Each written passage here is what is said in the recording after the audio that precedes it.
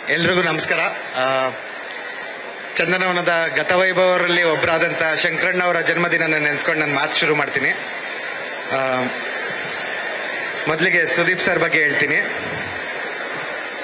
ಮನ್ಸಲ್ಲೇ ಹೇಳಿದೆ, ಮನ್ಸಲ್ಲೇ ಮಾತಾಡ್ಕೊಂಡೆ. ಮಾರ್ಕ್ ಬಗ್ಗೆ ಮಾತಾಡ್ಬೇಕಾದ್ರೆ ಮನ್ಸಲ್ಲೇ ಮಾತಾಡ್ಕೋಬೇಕು ಅಂತ ಹೇಳಿದ್ರೆ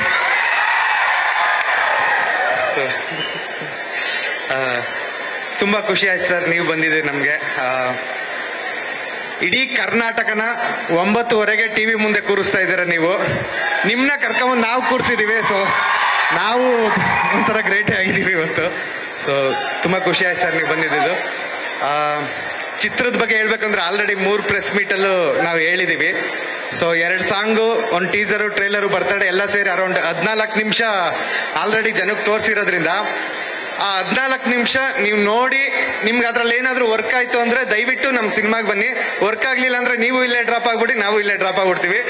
ಬಟ್ ಗ್ಯಾರಂಟಿ ನಿಮ್ಗೆ ಇದು ವರ್ಕ್ ಆಗುತ್ತೆ. ಇದು ಬೇರೆ ರೀತಿ ಇದೆ ಸಿನಿಮಾ. ಸೊ ದಯವಿಟ್ಟು ಬಂದು ಪ್ರೋತ್ಸಾಹಿಸಿ. ಈ ರೀತಿ ಇನ್ನೇ ಹೆಚ್ಚಿನ ಸಿನಿಮಾಗಳು ಮಾಡಕ್ಕೆ ಅವಕಾಶ ಸಿಗುತ್ತೆ.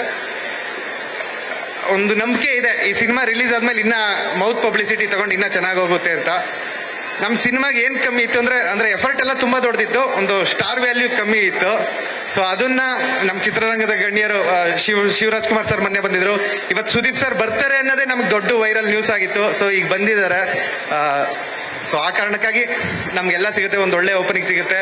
ಸರ್ ಈಗ ಬ್ರ್ಯಾಟ್ ಹರಿಸಿದ್ದಾರೆ, ಫ್ಲರ್ಟ್ ಎಲ್ಲ ಅವರು ಹೋಗಿರೋದೆಲ್ಲ ತುಂಬಾ ದೊಡ್ಡದಾಗಿ ನ್ಯೂಸ್ ಆಗಿದೆ. ಸೊ ನಮ್ದಕ್ಕೂ ಬಂದಿರೋದು ತುಂಬಾ ಖುಷಿ ಆಗ್ತಿದೆ ಸರ್. ಅಷ್ಟೇ ಹೇಳಿ ಮಾತು ಮುಗಿಸ್ತೀನಿ. Thank you.